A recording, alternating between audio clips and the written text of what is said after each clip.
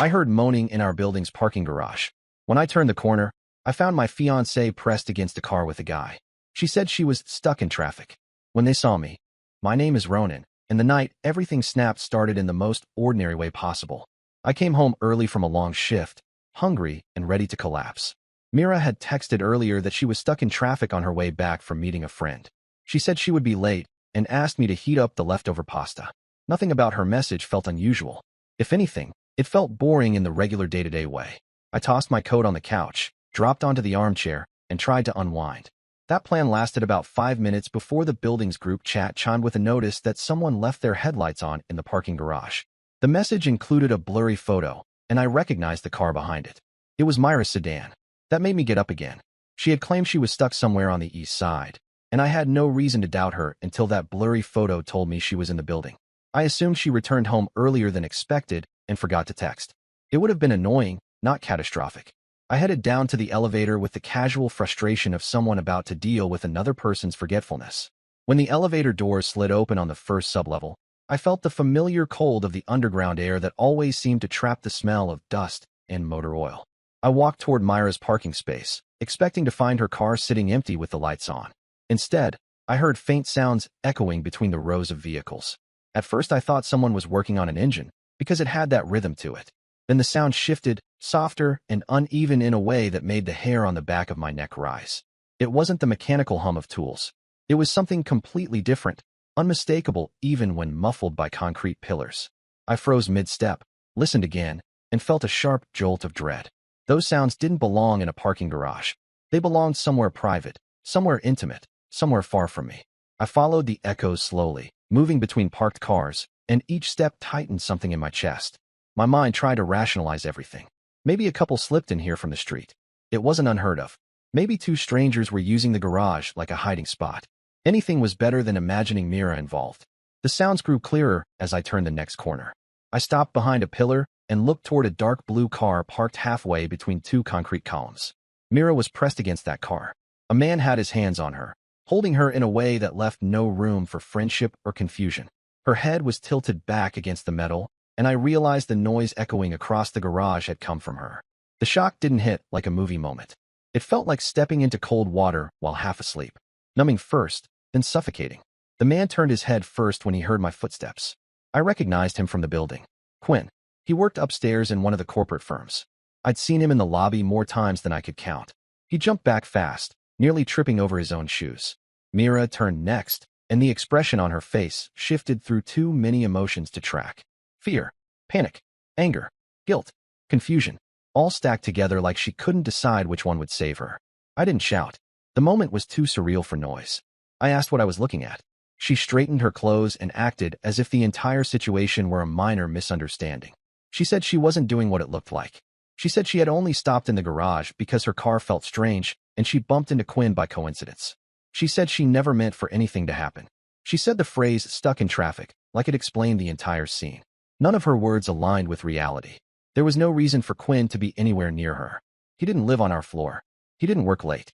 He wasn't anywhere near her life. Yet somehow, there he was with her in the darkest part of the garage. Qley tried to speak too quickly and stumbled through a rambling explanation about helping her with her engine, except they were nowhere near the hood. His shirt was crooked. His belt was undone. He stepped backward repeatedly as though distance could change what I had already seen. A loud beep echoed suddenly. Qley had bumped against his own car and triggered the alarm. The headlights flashed, and the horn blared, filling the concrete space with a sharp metallic echo. The noise drew attention immediately. Doors opened on multiple levels of the garage as people stuck their heads out of their cars to see what caused the commotion. The building's night security guard, an older guy named Owen who lived on site, hurried down the ramp with a flashlight. Owen asked what was going on. Qley kept trying to talk over Mira, and the two of them turned into a chaotic mess of explanations. I stood there listening to excuses that didn't make sense. At some point, Mira tugged at my arm and asked me to go upstairs so we could talk alone. She said there were things she needed to explain. She said I was misinterpreting everything. Owen looked between us like he didn't believe a word either of them said. He asked if anyone needed the police. I said no. I wanted silence, not escalation. I walked past the three of them and took the elevator up to our floor without turning around. Mira followed me into the lobby, but I kept walking until I reached our apartment. I closed the door before she caught up. She knocked for a while, but eventually stopped. I sat in the living room in the dark. I didn't turn on the lights. I didn't even take off my shoes.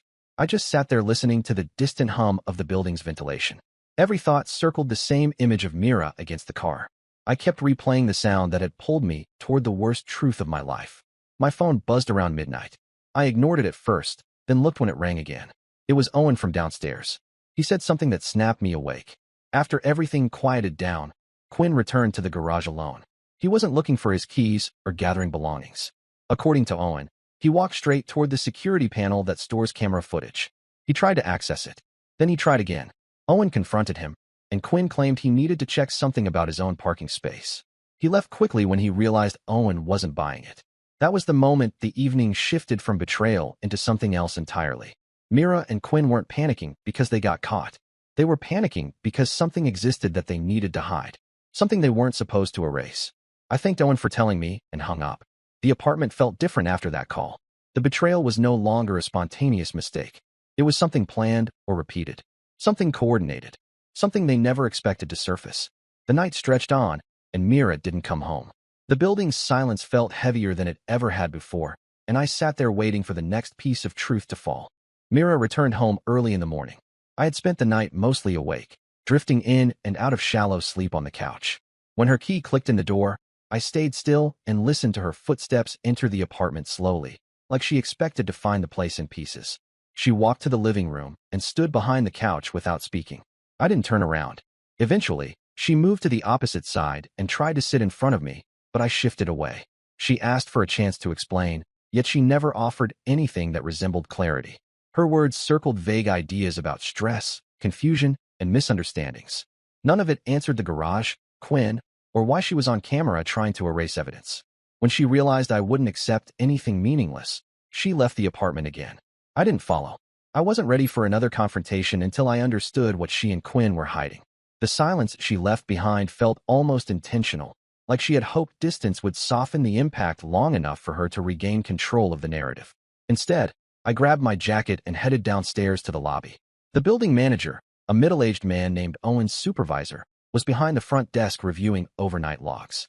I approached him and asked if any requests had been made about the camera system. He hesitated before answering, which told me enough before he opened his mouth. He admitted someone had asked to access the footage, but he refused to say who until he checked the authorization list. When he pulled up the record, he looked at me with a puzzled expression. The request hadn't come from Mira or Quinn. It hadn't come from anyone who lived in our building. The request came from Myra's mother. She didn't live there. She didn't even live in the same part of the city. There was no reason she should have known about the garage incident unless Mira had contacted her immediately. None of that felt natural. The manager explained that she claimed to have emergency reasons and told the staff she needed to view the feed as quickly as possible. She didn't get access because she lacked the required permissions, but she tried. That attempt opened an entirely new level of confusion for me. What could Mira have told her mother that would drive her across the city before sunrise? I went back upstairs faster than I had planned. Mira hadn't returned yet, so I paced the living room for almost an hour before she finally walked back into the apartment. She froze when she saw the look on my face and asked what happened. I asked her why her mother was trying to pull camera footage from our building. The reaction she gave me didn't show surprise. It showed dread. She didn't deny it. She didn't even question how I found out. She covered her face with her hands and sat on the edge of the kitchen counter, shaking her leg nervously. She said her mother always tried to control situations involving her relationships. She said her mother convinced her that staying silent would prevent everything from escalating further. She said her mother believed any recorded evidence would destroy her career opportunities, and that she had begged Mira to let her handle everything. Mira didn't clarify why Quinn was involved at all. Her explanation danced around the truth without touching it.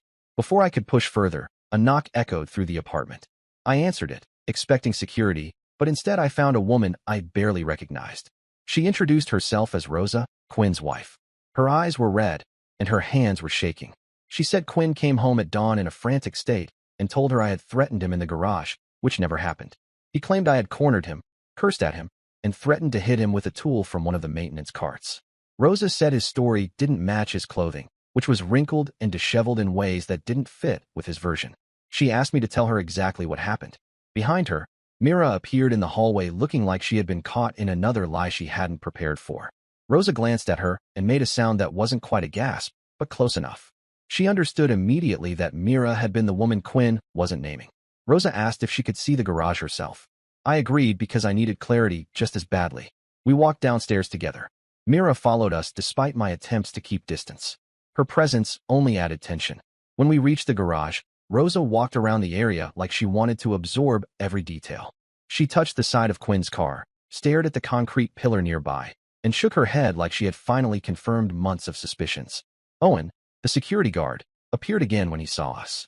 He told us he had locked the footage for review and requested the building manager to handle everything, because Quinn's behavior raised too many red flags. Rosa asked him if there were other angles. Owen said there were additional cameras positioned near the ramp and the rear exit. While he spoke, Mira kept shifting her weight nervously like she was deciding whether to run or faint. Her anxiety wasn't subtle. It was loud in the way her hands fidgeted, in the way she avoided Rosa's eyes, and in the way she kept glancing toward the locked security office door. Owen explained something unexpected. The additional camera had captured footage from earlier in the week. That footage showed Mira and Quinn entering the garage together on 2 separate nights. They weren't arm in arm or touching, but they arrived minutes apart and walked toward the same parking stall, which was nowhere near either of their assigned spaces. The timestamp didn't lie. This wasn't a spontaneous moment of weakness. It had been building for a while. Rosa looked at Mira with a level of exhaustion that didn't resemble anger. It resembled someone confirming the truth she had feared. She said she had noticed Quinn spending more time away from home recently. She said he returned late without explanations and acted distant. She said there had been a similar situation last year when Quinn met another woman in a garage near his office. She believed he had stopped. She believed they worked through it. Then she turned toward me and said she needed the truth because something about Quinn's story didn't add up at home either. She pulled out her phone and showed a message Quinn had sent her at the same time Mira told me she was stuck in traffic. Quinn had told his wife he was working late with his team. Their lies synced too perfectly. Before any of us could respond, Mira suddenly turned and tried to leave the garage. She walked fast toward the elevator, but Rosa stepped into her path. The two of them exchanged tense words, not shouted but sharp enough to raise the pressure in the air. I moved closer only to prevent the situation from escalating further. Mira tried to claim again that everything was being misunderstood. Rosa told her the footage said otherwise. Mira tried to walk around her, but Rosa held her ground. The tension cracked when Mira attempted to shove past her, and I had to step between them. The confrontation wasn't violent, but it was loud enough to attract attention from residents arriving for work. A few people gathered near the ramp, whispering. The building manager hurried down the stairs after someone alerted him. He ordered everyone to step back and said the footage would determine the next steps. In the middle of the chaos, Quinn arrived. His face drained of color when he saw us gathered. He didn't approach. He didn't say a word. He turned around fast and walked toward the exit like the building itself had become dangerous for him. That reaction told me everything. He wasn't ready to face any piece of what was unfolding. The garage felt like a pressure chamber ready to crack open completely. None of us knew yet what the next reveal would be, but we all sensed it would be worse than the last. The garage chaos didn't settle after Quinn fled. People wandered back toward their cars, but every pair of eyes lingered on Mira and Rosa like they were trying to figure out which version of the story to believe. The building manager guided us all upstairs to avoid more noise, but the tension followed us into the elevator like an unwelcome passenger. When we stepped out onto our floor, Mira rushed ahead and shut herself inside the apartment. Rosa stood in the hallway, clutching her phone with the stiffness of someone bracing for impact. She told me she needed time to process everything before going home. She didn't trust Quinn's next move and didn't want to confront him angry. I offered her a seat on the bench near the elevator, but she said she preferred to walk outside for fresh air. She thanked me for being honest and headed toward the stairwell. Her steps were steady, but her shoulders slumped as if she were carrying more weight than she had room for. I stayed in the hallway for a moment, trying to decide whether to enter the apartment or give Mira space. That choice got taken away from me when Myra's mother appeared from the elevator holding a large purse and wearing the expression of someone who had been waiting for the perfect moment to make an entrance. She walked toward me like she had every right to be there. She didn't ask if she could come in. She didn't even greet me. She pushed past me and started knocking on our door like she owned the property. Mira opened it, startled at first, then relieved. Her mother stepped inside and began pacing the living room without waiting for an invitation. She spoke rapidly, demanding to know if the camera footage was still stored, demanding to know who had access, demanding to know what the building staff had said. She talked as if everything depended on control, not truth. Mira stood near her like a child waiting for instructions. I stayed near the entrance and watched her mother move around the room, picking up objects that didn't belong to her, rearranging things like she wanted to scrub the place clean of the previous night. She turned to me suddenly and insisted that the entire situation could still be managed if I cooperated. She claimed the footage didn't need to exist. She claimed relationships could be repaired if embarrassing details stayed buried. She treated me as if I were the problem rather than the person who had been blindsided in his own building. I asked her why she had tried to access the cameras at dawn. She didn't deny it. She said she needed to protect her daughter from irreversible consequences. She said reputation mattered more than impulse. She said people survived mistakes only when others stayed quiet. While she spoke, Mira watched me with a nervous tightness around her mouth, as if she expected me to give in. Her mother kept moving closer, lowering her voice with a tone that pushed responsibility onto me. She insisted everything could be handled privately if I stopped asking questions. The suggestion disturbed me more than the betrayal itself. It meant they had something concrete to lose, something bigger than embarrassment. Before I could answer, there was another knock at the door. This time it wasn't Rosa. It wasn't Quinn. It wasn't the building manager. It was the police. 2 officers stood outside, polite but serious. They said a report had been filed concerning an altercation in the parking garage the night before. The words landed like a hammer. An altercation. A report. They asked if they could come inside to clarify statements. Myra's face went pale. Her mother's expression hardened into something cold. I stepped aside to let them in because refusing would make everything worse. The officers didn't look aggressive. They looked like they had done this kind of routine countless times. They calmly explained that someone claimed I had threatened physical harm during an argument in the garage. They didn't mention names, but we all knew who had made the accusation. Quinn. The lie he told Rosa was the same lie he had told the police. Myra's mother immediately began talking. She said there had been a misunderstanding. She said emotions were high and people said things they didn't mean.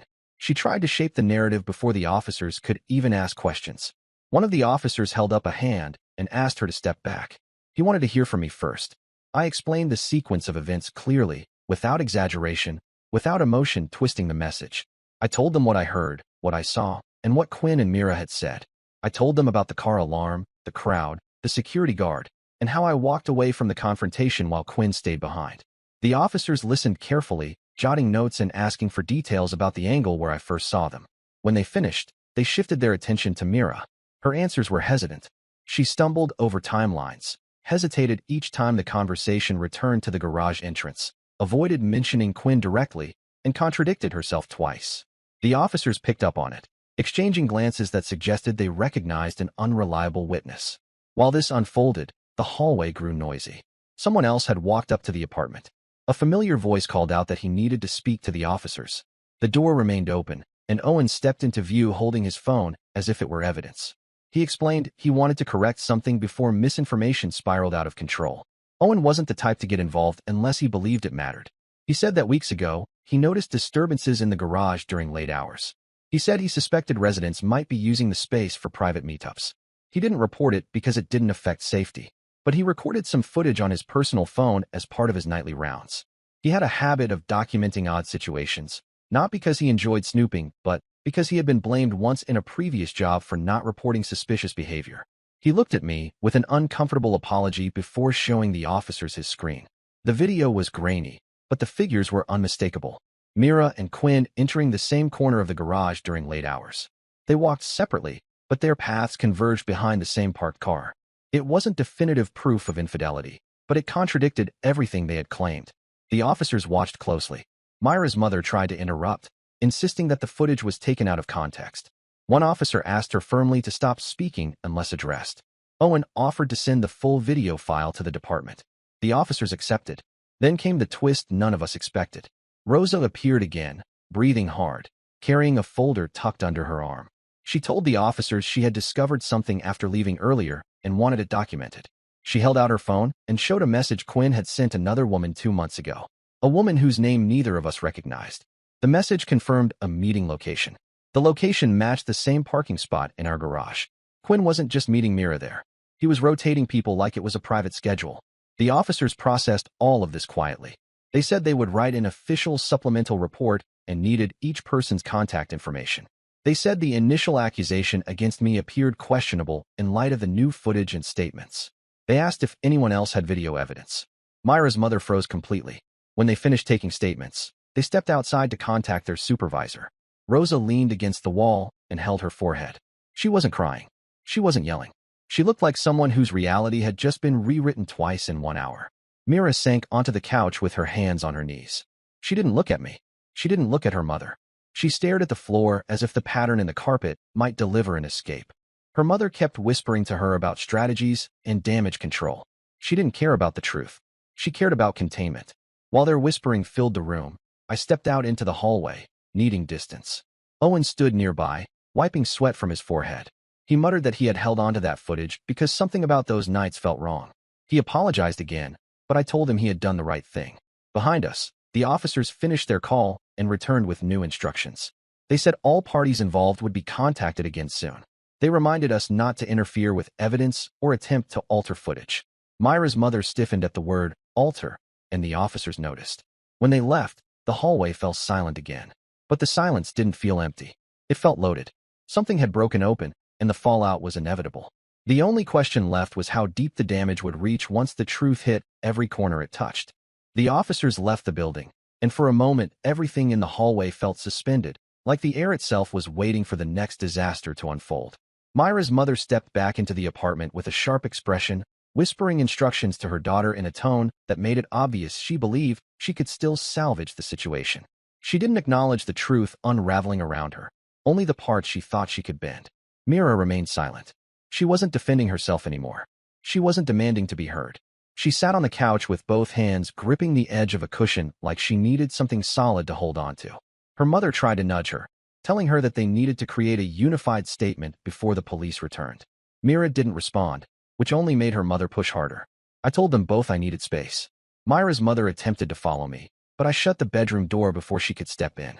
Even then, I heard her pacing, opening cabinets, muttering arguments, her voice rising each time she demanded Mira explain something that kept shifting in her story. I didn't care what they sorted through. The facts were clear enough. Eventually, the apartment became so loud with their bickering that I stepped back into the hallway. I didn't want to be near either of them. I didn't want to hear desperation packaged as logic. I needed to breathe.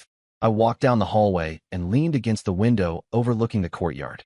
That was when I saw Rosa standing outside the building near the benches, arms folded tightly, staring at nothing. She must have stayed nearby, processing everything alone. I headed downstairs to check on her. She didn't notice me until I sat beside her on the bench.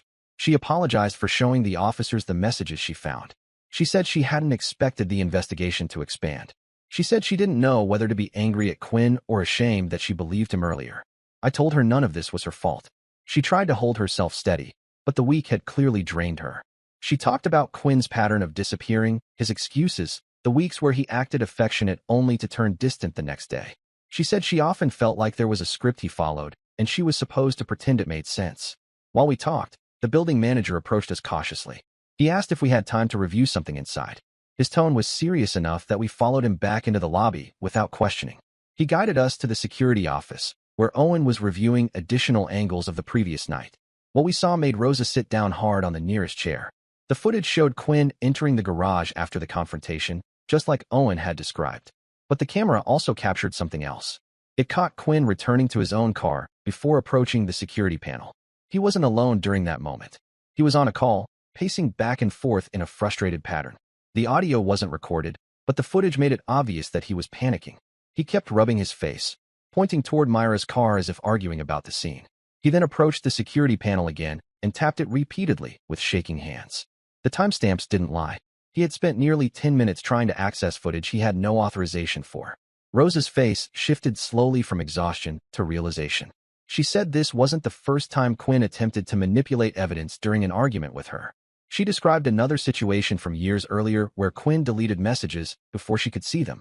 She said he had a habit of covering tracks rather than accepting consequences. Owen paused the footage and looked at me. He said the police would likely return for statements. He said they already called him again while he was reviewing the footage. He said the department wanted the building to preserve every angle for investigation. I nodded. I felt more tired than angry. Reality had turned into a maze with no good exits, only branching corridors of consequences. I returned upstairs after a while and found Mira alone in the living room. Her mother was gone. Mira sat on the floor with her back against the coffee table, staring at the blank TV screen. Her eyes were swollen, but she wasn't crying. She didn't ask where I went. She didn't ask what Owen showed us. She just asked if I planned to move out. I told her the truth. I couldn't stay with her after what happened. She nodded like she expected that answer. She admitted that her mother pushed her into lying. She admitted she didn't know how to face what she had done. She admitted she wasn't just meeting Qley for the first time that night. She didn't explain further. She didn't need to. The silence between us filled in every missing detail. Before she could say anything else, someone banged on the door hard enough to rattle the frame. Mira flinched. I opened it cautiously, expecting Qley or her mother, but neither stood there. It was two officers, the same pair from earlier. They asked for Mira. She approached hesitantly, wiping her hands on her shirt. The officers told her they needed to accompany them to the station for additional questioning. Her mother had contacted them again, trying to alter her daughter's previous statements. The officers wanted to clear the inconsistencies. Mira looked helpless, but she didn't resist. She walked out with them while avoiding my eyes. I stood in the doorway and watched her disappear down the hall. It wasn't satisfying. It wasn't painful. It felt like watching the natural end of a long, spiraling storm. The apartment felt too large after she left, so I walked downstairs again. Rosa had returned to the lobby and was speaking quietly with the building manager. When she saw me, she stood and said she received a call as well. The department scheduled a follow-up meeting for her, too. She looked calmer than earlier, but not stable. She said she planned to stay with her sister until everything settled. Hours passed before the next shock arrived. A uniformed courier entered the lobby with an envelope. He asked for me by name. I took it and opened it immediately. Inside were documents from the building board. They were suspending Qley's workplace access because the company inside our building received notice of the police investigation. He was barred from entering company floors until further notice. Rosa read the papers with a long exhale, finally seeing consequences reach the right person. Throughout the evening, updates kept circulating between residents. People had seen the commotion earlier, and rumors spread quickly. By the next morning, Qley faced disciplinary review at his firm. Myra's internship program contacted her for clarification about her involvement in a police incident tied to workplace misconduct. She hadn't even had a chance to return from questioning before consequences started hitting. 2 days later, after I took time off work to regroup, the building manager called me with another update. Myra's mother had been banned from entering the property due to interference with security systems and staff. Owen had filed an incident report describing her attempt to pressure employees into giving her access to the cameras. Rosa called shortly after. She had filed for separation and requested a temporary order preventing Qley from entering her residence. She said she couldn't risk him retaliating or trying to manipulate evidence again. She sounded tired, but firmer. She said she wanted to rebuild her stability without him. I spent that week packing my things. The apartment felt too heavy with the memory of everything that happened. I broke the lease early using the police report as justification. The staff approved it without hesitation. On my final day there, I passed Mira in the lobby. She looked smaller somehow, not physically, but in presence. She attempted to speak, but no words formed.